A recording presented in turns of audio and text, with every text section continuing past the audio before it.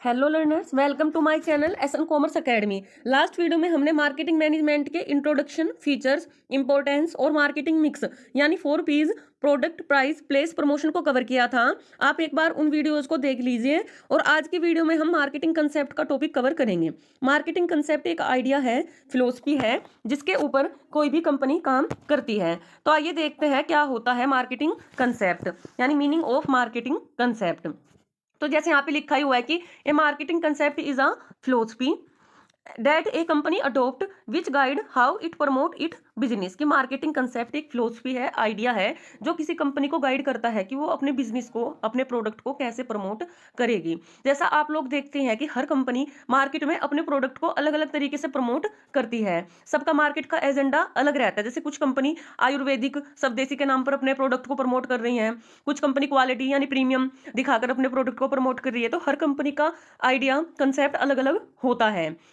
The marketing tools, price, distribution and the product itself all align choose on marketing concept।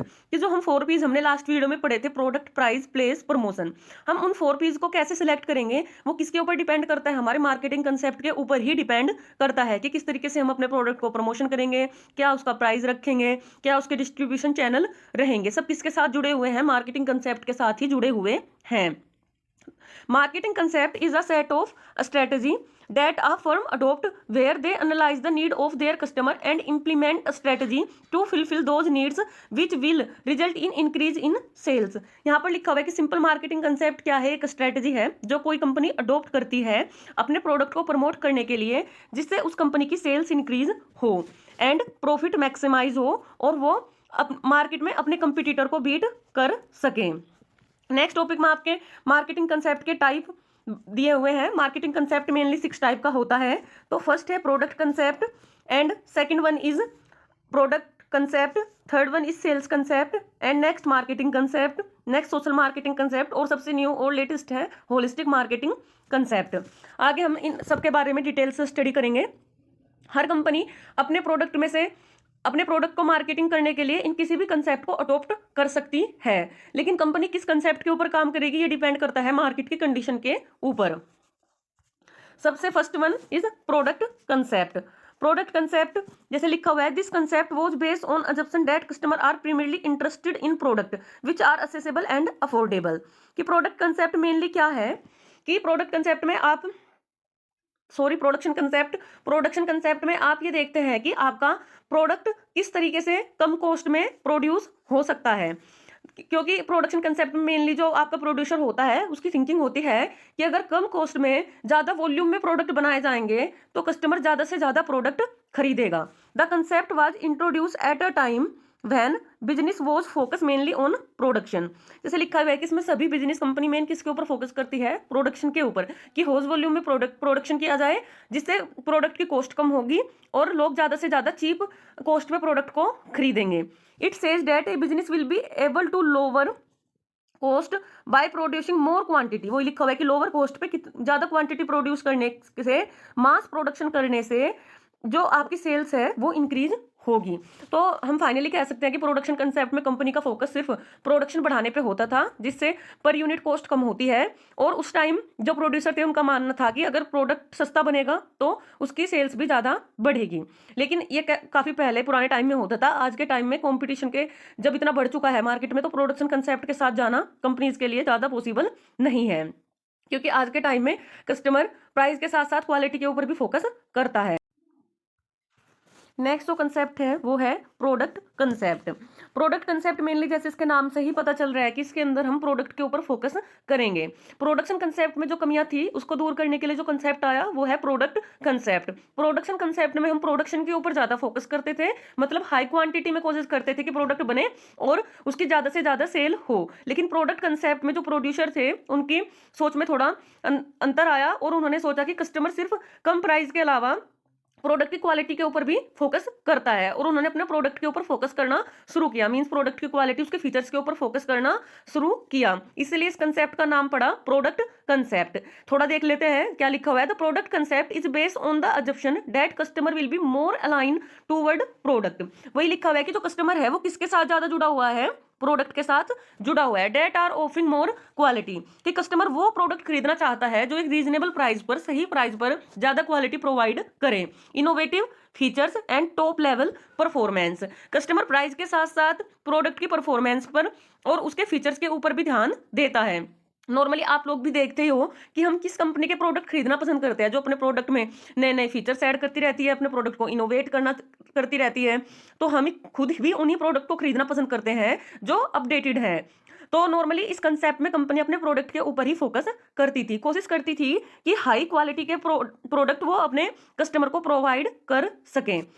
Product concept जो next concept आता है वो है selling concept. Selling concept इसके भी नाम से ही पता चलता है कि इसमें कोई भी कंपनी अपने प्रोडक्ट की सेल्स के ऊपर ज्यादा ध्यान देती है। While the previous two concept focus on production, कि जो पिछले दोनों कंसेप्ट थे वो किसके ऊपर फोकस कर रहे थे, प्रोडक्शन के ऊपर फोकस कर रहे थे। The selling concept is focus on selling, लेकिन सेलिंग कंसेप्ट फोकस करता है बेचने के ऊपर। नॉर्मली सेलिंग कंसेप्ट में एक एग्जाम्पल दिया जाता है कि अगर एक अच्छा सेल्समैन आपके पास है तो वो कुछ भी बेच सकता है।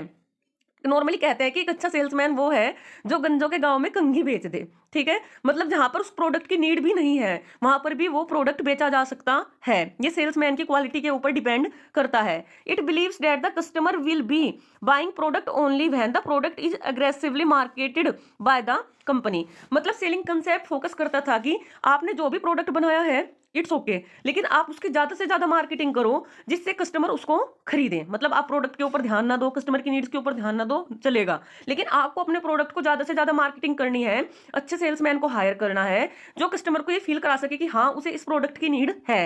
It does not focus on building relationship with customer and ensuring customer satisfaction, मतलब ये कस्टमर के साथ रिलेशनशिप बिल्ड करने में और कस्टमर सेटिस्फैक्शन के ऊपर ज्यादा फोकस नहीं करती थी। क्योंकि सिंपल सी बात है, कोई भी कंपनी हो वो अपने कस्टमर को एक बार बेवकूफ बना सकती है लेकिन बार बार नहीं बना सकती। मतलब आप किसी को धोखा देके, अच्छी मार्केटिंग करके या मान लो अच्छी अच्छी बातें करके एक बार प्रोडक्ट बेच सकते हो, रिपीट परचेज तो नहीं होगी। तो ये लॉन्ग टर्म रिलेशनशिप के ऊपर फोकस नहीं करता था, ना ही ये कस्टमर सेटिस्फैक्शन को देखते थे, ये सिर्फ फोकस करते थे तो सेल्स के ऊपर। तो सेलिंग कंसेप्ट में क्लियर समझ आ रहा है कि इसमें कंपनी सेल्स के ऊपर फोकस करती थी, प्रोडक्ट बनाने के बाद वो कोशिश करती थी कि उसकी ज्यादा से ज्यादा सेल्स हो सके। नेक्स्ट आपका कंसेप्ट है मार्केटिंग कंसेप्ट, और सही मायने में आज के टाइम में मार्केटिंग कंसेप्ट ही मोस्टली कंपनियों ने अडॉप्ट किया हुआ है। तो देख लेते हैं क्या होता है ये marketing concept. Marketing concept places the centre of focus on the customer. सबसे अच्छी बात इसमें यह है कि अब तक हमने जो भी कंसेप्ट पढ़े, चाहे वो प्रोडक्शन कंसेप्ट पढ़ा हो, चाहे हमने प्रोडक्ट कंसेप्ट पढ़ा हो, चाहे हमने सेलिंग कंसेप्ट पढ़ा हो, किसी में भी हमने कस्टमर की नीड के ऊपर ध्यान नहीं दिया। मतलब कंपनी अपने हिसाब से ही प्रोडक्ट बनाए जा रही थी, कस्टमर को कंसिडर नहीं किया गया। लेकिन नॉर्मली आज के टाइम में कॉम्पिटिशन इतना है कि हर कंपनी अपने कस्टमर को सेंटर में रखती है और कस्टमर की नीड के हिसाब से ही अपने प्रोडक्ट को डिजाइन करती है। All the activities that are undertake by an organisation are done keeping the customer in mind. वही बात बोली गई है कि आपकी कंपनी, आपकी ऑर्गेनाइजेशन जो भी कर रही है, जो भी प्रोडक्ट बना रही है, जो भी एक्टिविटी कर रही है, चाहे एडवर्टाइजिंग हो, ठीक है, आप अपने कस्टमर को माइंड में रखे करो कि कौन आपका कस्टमर है, क्या उसकी नीड है और किस तरीके से उसकी नीड को सेटिस्फाई किया जा सकता है। नॉर्मली एक कहावत बोली जाती है कि कस्टमर इज द किंग, कि मार्केट का जो किंग है वो कौन है, कस्टमर है। अगर आप कस्टमर की नीड्स को ध्यान में रख के प्रोडक्ट नहीं डिजाइन करोगे, कस्टमर सेटिस्फाई नहीं होगा, तो वो सिंपल सी बात है आपकी कंपनी से स्विच करके किसी और कंपनी के पास चला जाएगा।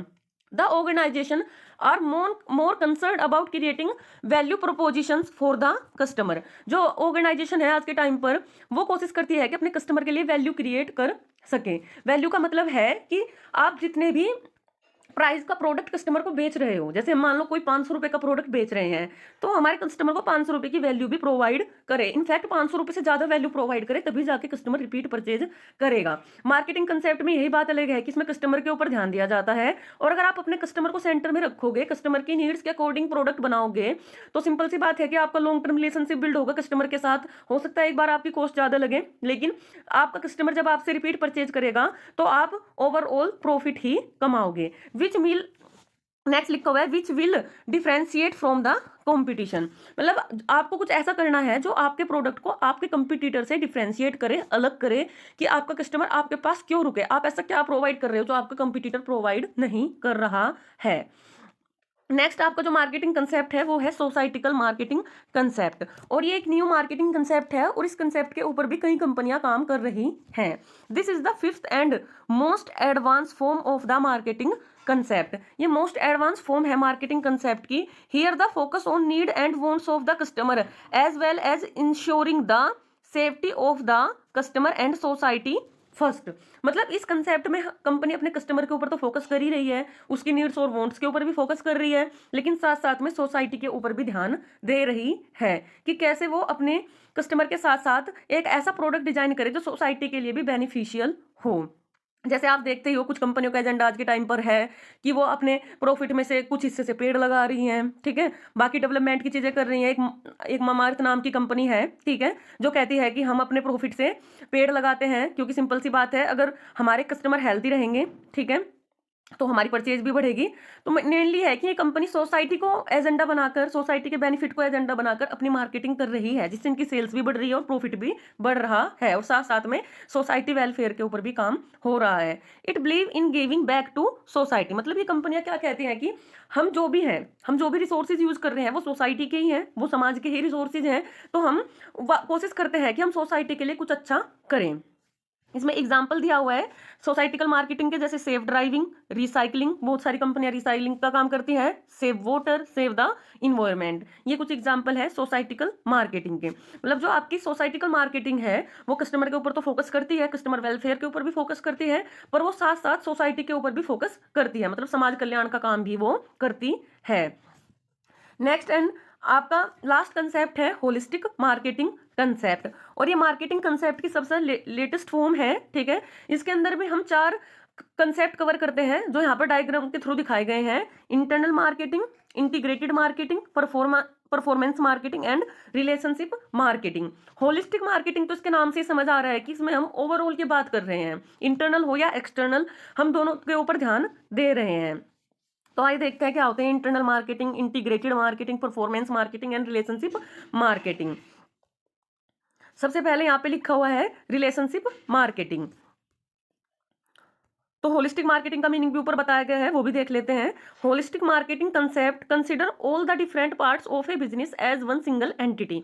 जैसे मैं बता रही थी कि होलिस्टिक मार्केटिंग क्या है, ओवरऑल, कि आप बिजनेस के डिफरेंट पार्ट्स को एक सिंगल एंटिटी की तरह देखते हैं। जैसे हम बिजनेस में देखते हैं कि कई सारे डिपार्टमेंट्स होते हैं, like finance department, marketing department, production department, लेकिन हम देखें तो ओवरऑल सबका एजेंडा क्या है, प्रोडक्ट को बेचना, ठीक है, क्योंकि अगर प्रोडक्ट नहीं बिकेगा, सेल्स नहीं बढ़ेगी, तो सभी डिपार्टमेंट अपना काम नहीं कर पाएंगे। तो कंपनी चलती है किसके ऊपर, मार्केटिंग के ऊपर ही कोई भी कंपनी चलती है, यानी सेल्स के ऊपर भी कोई कंपनी चलती है।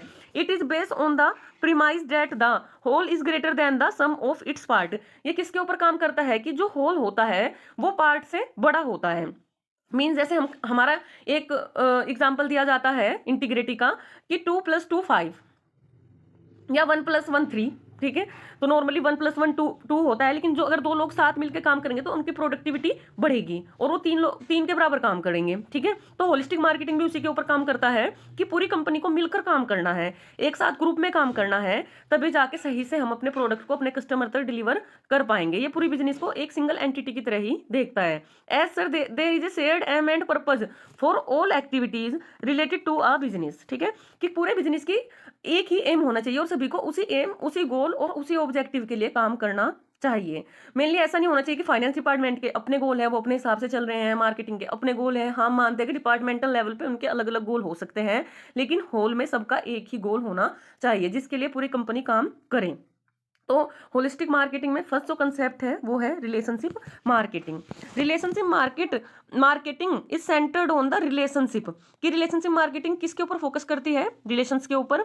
You have with your potential and existing customer, कि आपका जो अपने कस्टमर के साथ रिलेशन है या अपने इंप्लॉइज के साथ रिलेशन है या पार्टनर्स के साथ या कंपटीटर्स के साथ, उसके ऊपर कौन सी मार्केटिंग फोकस करती है, रिलेशनशिप मार्केटिंग। यहाँ पर लिखा हुआ है कि पोटेंशियल एंड एग्जिस्टिंग कस्टमर, तो उसे एक बार मैं एक्सप्लेन कर देती हूँ।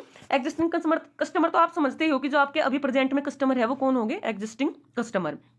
पर यहाँ पर एक वर्ड और लिखा हुआ है पोटेंशियल कस्टमर। तो पोटेंशियल कस्टमर वो कस्टमर होते हैं जो अभी तो आपके कस्टमर नहीं है, लेकिन भविष्य में वो आपके कस्टमर बन सकते हैं। नेक्स्ट जो हमारा होलिस्टिक मार्केटिंग का पार्ट है वो है इंटरनल मार्केटिंग। इंटरनल मार्केटिंग आप समझते ही हो कि फर्म के अंदर, ठीक है। Holistic marketing sees two types of customer, internal and external, कि होलिस्टिक मार्केटिंग में दो टाइप के कस्टमर देखे जाते हैं, internal and external. While external customer are the top priority for any business. Simple सी बात है, जो हमारे एक्सटर्नल कस्टमर होते हैं वो किसी भी बिजनेस के लिए टॉप प्रायोरिटी होते हैं, जिनको सेंटर में रखकर कोई कंपनी काम करती है। बट हमारे इंटरनल कस्टमर जो कि हमारे इंप्लॉइज होते हैं, ठीक है, also play a vital role in the marketing process. लेकिन हमारे इंप्लॉइज, हमारे इंटरनल कस्टमर भी मार्केटिंग प्रोसेस में एक बड़ा रोल प्ले करते हैं। नेक्स्ट हमारी मार्केटिंग है integrated marketing. Integrated marketing, integrated marketing create a seamless experience for the customer to interact with the brand by integrating various communication channel. मतलब ये बात करती है कि सारे कम्युनिकेशन चैनल आपस में जुड़े हुए होने चाहिए, इसलिए इसका नाम है integrated marketing. Sales, promotion, public relation, advertising, digital marketing, सभी को मिलकर एक दूसरे के साथ जुड़कर काम करना होगा। नेक्स्ट जो आपका होलिस्टिक मार्केटिंग का टाइप है वो है परफॉर्मेंस मार्केटिंग। सिंपल सी बात है, परफॉर्मेंस के ऊपर फोकस करेगी। Performance marketing is focus on different activity of a business. ये किसी भी बिजनेस की अलग अलग एक्टिविटी पे फोकस करती है, such as selling a product, एक प्रोडक्ट की सेलिंग पर और कंपनी की सर्विस पर। मतलब जब हम कोई प्रोडक्ट सेल कर देते हैं तो कंपनी आफ्टर सेल सर्विस भी अपने कस्टमर को प्रोवाइड करती है। एथिकल एंड लीगल रिस्पॉन्सिबिलिटीज पर ये ओवरऑल परफॉर्मेंस की बात कंपनी की करती है, चाहे वो बिजनेस के ब्रांड की बात हो या कस्टमर इक्विटी की बात हो। कस्टमर इक्विटी मेनली क्या होता है कि जो कस्टमर के माइंड में हमारे प्रोडक्ट की परसेप्शन है वो क्या होता है, कस्टमर इक्विटी। तो परफॉर्मेंस मार्केटिंग में ओवरऑल कंपनी की परफॉर्मेंस के ऊपर बात की जाती है। इसी के साथ आपका टॉपिक मार्केटिंग कंसेप्ट पूरा होता है। अगर आपको वीडियो इन्फॉर्मेटिव लगी हो, इससे आपको थोड़ी भी हेल्प मिली हो, तो please like and subscribe. Thank you.